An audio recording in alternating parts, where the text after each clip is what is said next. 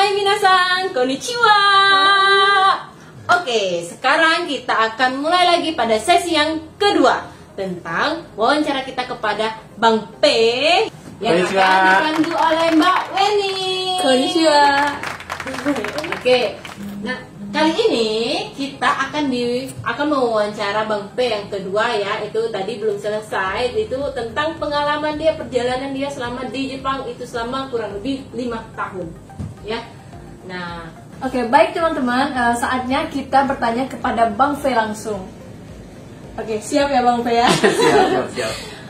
Gini Bang V, Weni tuh penasaran kan, bekerja di Jepang pastinya ada sistem perkontrakan atau kontrak kerjanya. Iya. Nah itu kira-kiranya berapa tahun tuh Bang V? Kontrak kerja ya? Iya.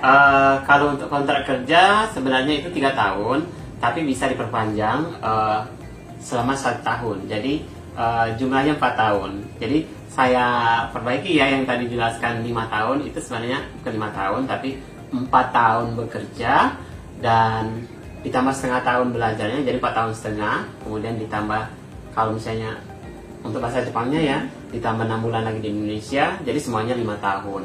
5 tahun menerima gaji gitu ya. Walaupun saya belajar tapi udah menerima gaji.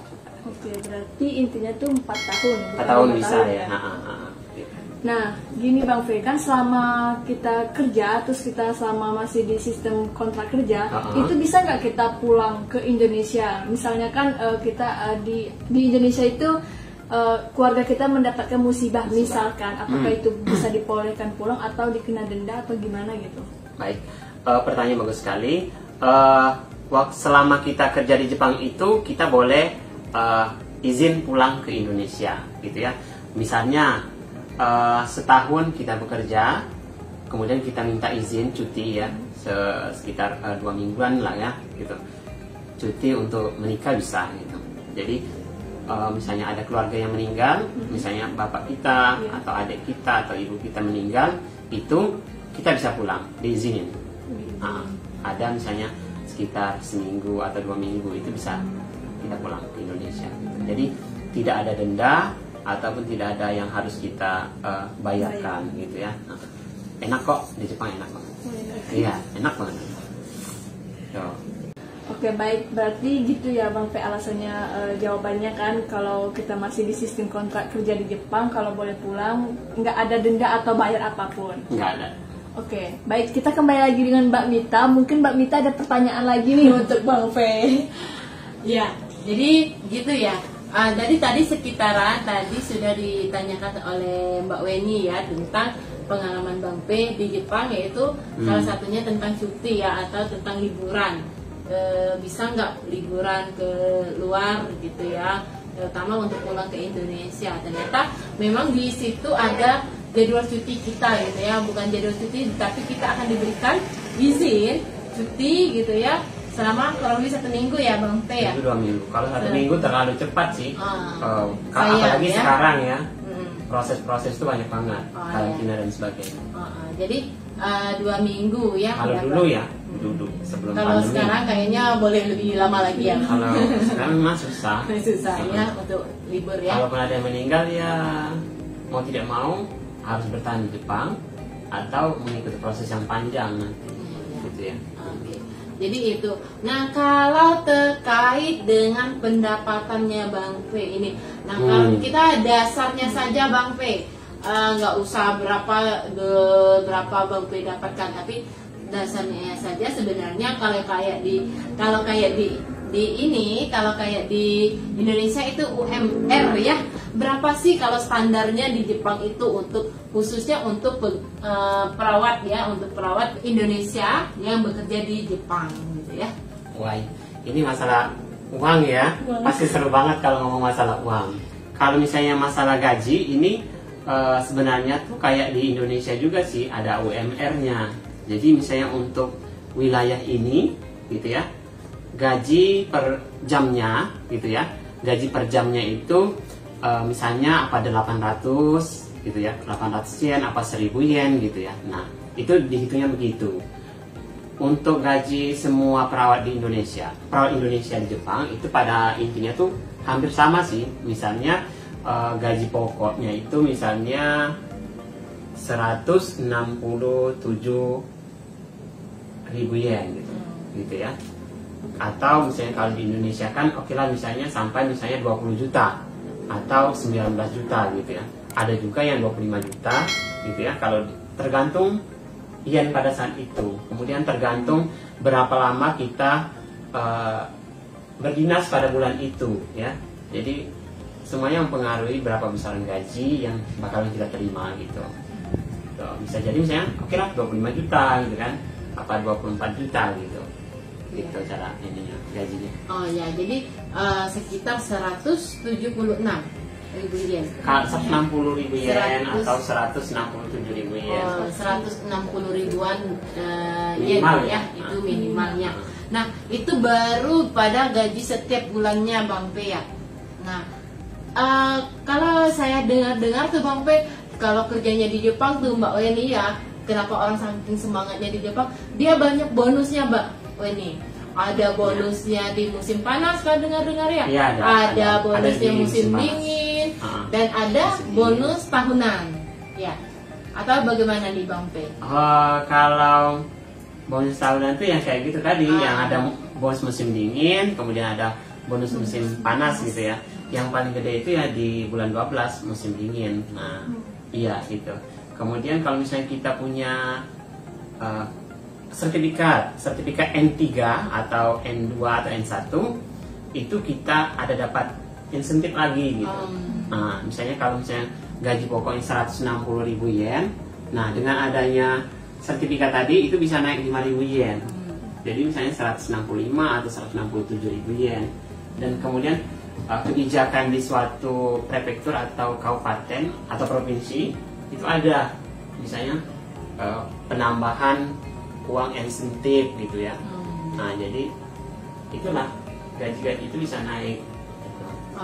Berarti setiap mendapatkan pelatihan peningkatan bahasa ya, itu ya peningkatan bahasa, karena setiap dari N5 ya, N4, N3, N2 itu kan peningkatan ya, peningkatan bahasa. Jadi semakin meningkatnya bahasa atau semakin bagusnya bahasa kita, itu akan bertambah pula honor ya, atau insentif yang kita gitu dapatkan nanti ya. Wah, luar biasa tuh Mbak Weni, bisa sampai 40 jutaan satu bulan ya. Nah, kalau misalnya udah lulus, misalnya kita udah lulus nih Kokashiken ya, itu kayak di Indonesia itu apa namanya, udah kompeten gitu ya. Ujian apa itu kalau di Indonesia? Perawat ya, STR itu ya. Iya, kalau misalnya kita udah ada STR Jepang, iya, itu gajinya bisa 40 juta lebih. Sebulan. Dikali setahun. Iya, dikali setahun ya. Enggak dikali setahun itu, setahun sekali itu Mbak Wen. Itu 40 juta sebulan sekali. Oh, sebulan sekali ya 40 gaji per bulan. Oh, gaji per bulan. Ya. Oh, itu kemana saja Mas Wen? Enggak, itu bagi yang udah lulus Kokashiken. Oh, udah lulus Kokashiken. Ya. Wah, luar biasa sekali. Ayo Mbak Weni, kita pergi ke Jepang. Semangat. Kita pergi. Kalau untuk perawat ya, atau tenaga kesehatan yang untuk program pemerintah atau EPA ya, itu program EPA, itu umur maksimal untuk bisa berangkat atau mendaftar itu umurnya 35 tahun. Tapi kalau misalnya bukan perawat dan bukan program EPA, itu di bawah itu. Oh gitu. Ya, jadi itu ya pengalaman Bang P ya Gitu. di Jepang. Nah, kalau pengalaman Bang P sendiri dalam merawat pasien di sana, kan itu pasien lansia ya Mbak Weni ya.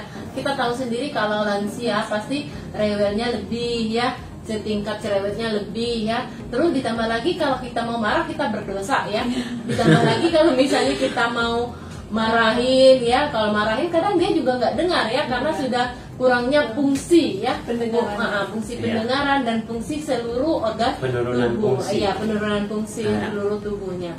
Nah, gimana itu Bang P, pengalaman Bang P dalam menghadapi pasien lansia ya? Ya, memang di mana-mana kalau misalnya lansia itu kan udah terjadi penurunan fungsi ya, fungsi-fungsi tubuh, baik pendengaran, mata gitu ya, kemudian rasa dan sebagainya, daya ingat gitu ya. Jadi kebanyakan kalau pasien lansia itu udah ini lupa ingatan, demensia. Jadi yang tadinya misalnya dia sehat, bulan ini dia sehat. Bisa jadi di bulan depan dia sudah mulai menunjukkan gejala pikunnya bertambah gitu ya.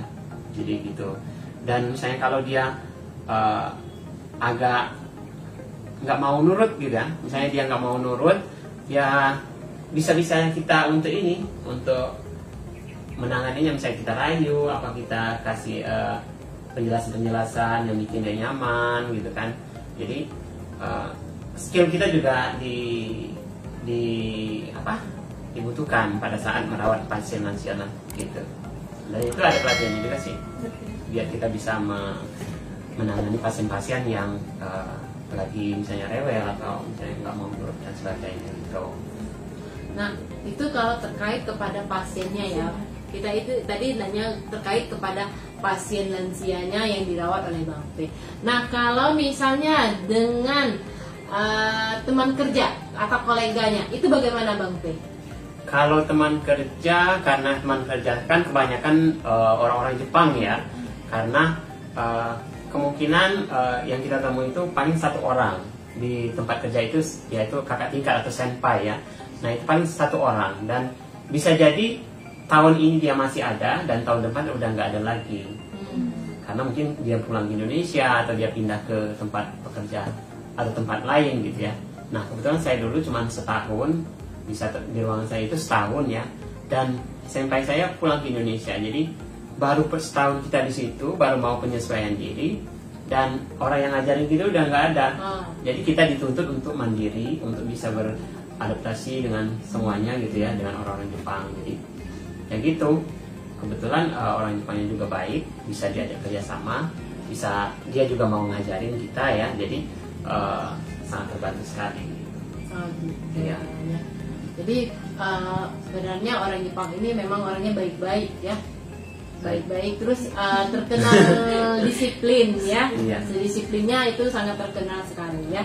Karena kalau misalnya kita dilihat aja dari sebuah perjalanan di Jepang ya, yang di jalan-jalan itu sangat rapi dan sangat tertata sekali ya. Nah, itu untuk Bang P kerja di Jepang kemarin ya Bang P ya.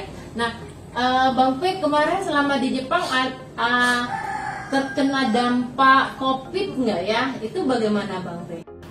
Sebenarnya untuk dampak COVID ya, dampak COVID bagi tenaga kesehatan atau perawat, caregiver maupun perawat di rumah sakit ya, itu sebenarnya menurut saya sih kalau masalah keuangan nggak ada dampaknya, karena kita nggak ada diliburkan gitu ya, jadi kita selalu masuk, dan gaji kita juga nggak ada pengurangan sama sekali, kecuali untuk yang bukan perawat lansia ya, misalnya yang bekerja di pertanian atau di tekstil dan sebagainya, itu kemungkinan ada dampaknya karena tekstilnya mandek gitu ya, berhenti, jadi otomatis pegawainya dirumahkan dulu gitu.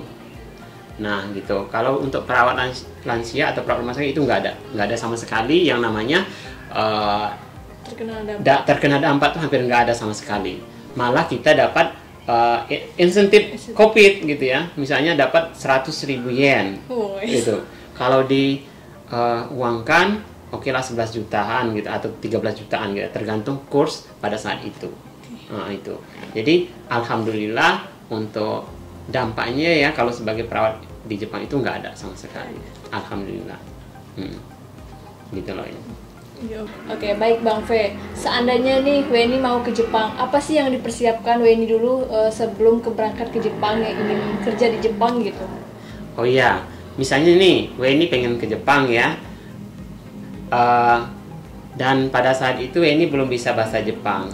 Kira-kira bisa nggak Weni? Mampu nggak? Sanggup nggak? Insya Allah sanggup. Sanggup? Dengan tidak bisa berbahasa? Kalau kita mengikuti kayak les gitu mungkin. Oh iya, jadi kalau misalnya Weni mau ke Jepang, Weni wajib ikut les bahasa Jepang atau masuk LPK bahasa Jepang gitu.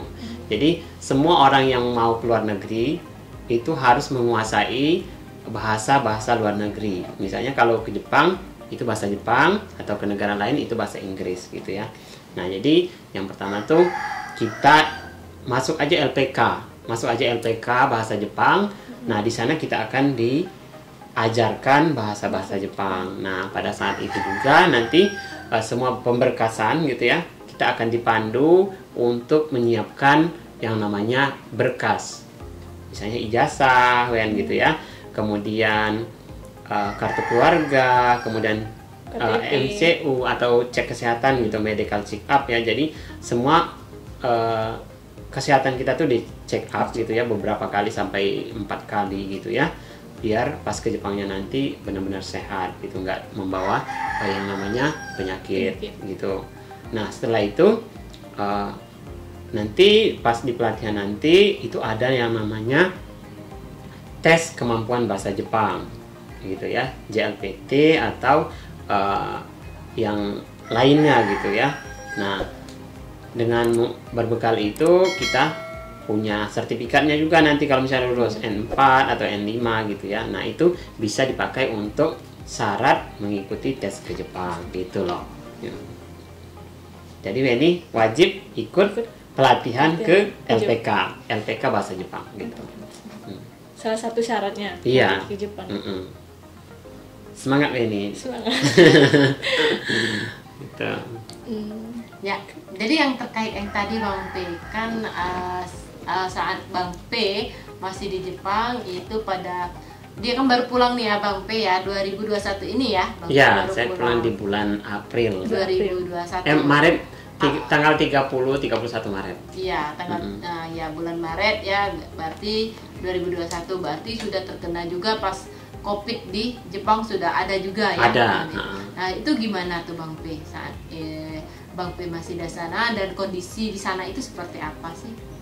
Kalau di sana kondisi waktu Covid, waktu bekerja ya, kan di sana kan sangat mematuhi peraturan ya. Orang-orang sangat mematuhi yang namanya peraturan Covid gitu ya, protapnya. Jadi cuci tangan, pakai masker, pakai disinfektan gitu ya. Jadi semua mereka itu menaati peraturan. Jadi pasien-pasien pun kalau misalnya habis mau dia keluar gitu ya, mau berobat, itu ada pada saatnya itu dokternya yang datang ke panti atau ke panti. Jadi dokternya yang datang, biasanya kan pasien datang ke rumah sakit nih. Kalau waktu pandemi, nah dokternya yang datang, dan itu pun nggak bisa misalnya ke rumah sakit ke rumah sakit atau sakit dokternya datang, nggak bisa, karena ada waktu-waktu tertentu Covid lagi banyak gitu ya, jadi ditunda. Dan misalnya pengobatan yang tidak terlalu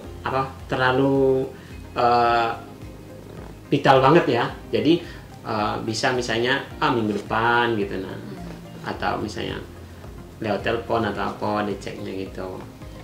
Oke, ada satu lagi nih Bang P yang membuat saya sangat penasaran sangat penasaran di Jepang ya. Saya ada mendengar kalau di Jepang itu orang sering menyebutnya negara lansia. Negara menua ya. Iya, kok bisa tuh Bang P? Emang di sana orangnya menua semua ya? Tapi kok Bang P enggak? Iya, mungkin ada ya yang kayak gitu yang nyebutnya ya. Ada dengar-dengar sih ya. Iya, gitu karena ya. negara Jepang itu kan negara yang menua. Jadi kenapa dibilang begitu? Karena anak mudanya itu untuk saat ini itu sedikit ya. Anak mudanya sedikit. Kenapa sedikit? Karena orang yang lahir itu lebih sedikit dibandingkan orang yang menua. Nah, jadi sekarang tuh banyak anak-anak muda tuh yang nggak mau menikah gitu ya, yang pengen hidup sendiri aja gitu, karena menikah itu mewaku atau merepotkan gitu ya. Jadi banyak yang pengen hidup sendiri aja, nggak mau menikah. Kalaupun menikah, dia nggak mau punya anak, cukup pakai kucing peliharaan atau anjing peliharaan gitu. Jadi mereka memutuskan kayak gitu. Makanya orang Jepang tuh sedikit, dan yang hidup sekarang semakin hari semakin menua. Jadi dan yang lahir nggak ada, makanya menjadi negara yang menua. Oh gitu. Jadi itu ya alasannya ya Kak. Karena memang ada sih saya mendengar gitu kan, negara menua atau negara lansia gitu ya. Karena memang rata-rata banyak lansia ya dibanding penduduknya yang muda-muda. Iya ya. gitu. Oke. Itu tadi ya pengalaman Bang P ya, wawancara dengan Bang P yang pengalamannya di Jepang. Sekarang Bang P, satu pertanyaan lagi. Jadi itu tadi ya, kita sudah bertanya kepada Bang P ya, bagaimana dia perjalanannya dari Indonesia ke Jepang, pengalamannya di Jepang. Terus yang belum kita tanyakan, bagaimana sih proses Bang P pas pulang ke Indonesia? Prosesnya sebelum pulang ya. Iya, pas mau Jadi ke Indonesia. sebelum pulang Itu kan pada saat COVID-nya ya. Pada saat COVID-nya dia pulang gitu ya, dengan PD-nya ya, pulang ke Indonesia gitu ya. Pas saat COVID-nya. Itu gimana tuh Bang P prosesnya? Iya, kalau misalnya lagi COVID ini ya, kita harus ikutin protap yang pemerintah Indonesia gitu kan. Pemerintah Indonesia tetapkan. Jadi wajib yang namanya itu swab PCR gitu ya, PCR Kensa. Jadi dicolok hidung tuh ya yang swab gitu ya. Nah, jadi itu saya pergi ke klinik. Nah, di situ diswab. Klinik di Jepang ya? Ya, diswab. Oh, jadi. Kemudian 1 hari hasilnya dapat gitu ya.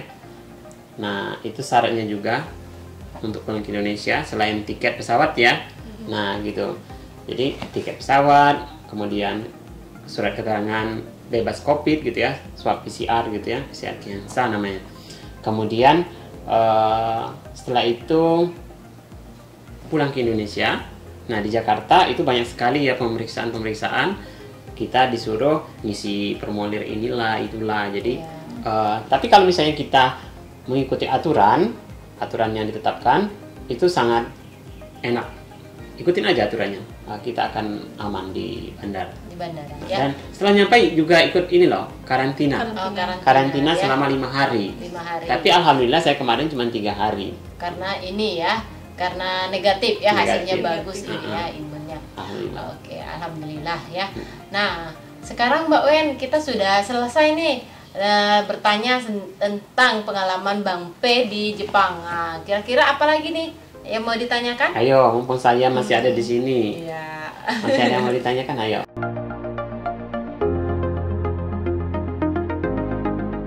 Oke, nanti ya kita akan buka sesi selanjutnya untuk membahas tentang pengalaman Bang P di Jepang. Yang ini baru awalnya saja, baru bagaimana di mana dia bekerja ya, tepatnya di panti asuhan itu ya. Nah, nanti kita akan lanjutkan lagi di mana sesi selanjutnya nanti Mbak Weni ya akan mencari tahu nih, sepertinya dia sangat penasaran sekali dengan yang namanya bekerja di Jepang. Kayaknya Mbak Weni ini tertarik banget nih bekerja di Jepang ya. Hati-hati aja. Weni mau ke Jepang juga? Insya Allah mau. Ya, hati-hati aja nih, mungkin pacarnya nanti ditinggalkan sendiri di Indonesia. Oh. Aduh, sedih ya. Oke, ya. Jangan lupa di subscribe, like, dan comment, juga and share. Oke, bye. Bye-bye.